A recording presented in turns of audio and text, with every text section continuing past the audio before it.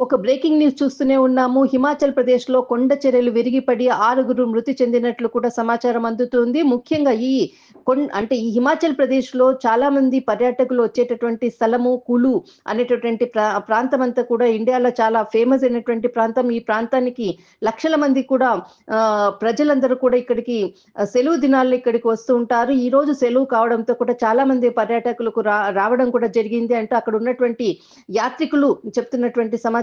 ముఖ్యంగా ఈ ఘటన జరిగిన సమయంలో చాలా మంది కూడా అక్కడ ఉన్నట్లు తెలుస్తుంది. దాదాపు కొంతమందికి గాయాలైనట్లు తెలుస్తుంది. మరికొంతమంది ఈ కొండ చర్యలు విరిగి పడడంతో 6 మృతి చెందినట్లు సమాచారం అందుతుంది. సంఘటనతో అక్కడ ఉన్నటువంటి పోలీసులందరూ కూడా అలర్ట్ అయ్యారు. గాయపడినటువంటి వారిని వెంటనే దగ్గర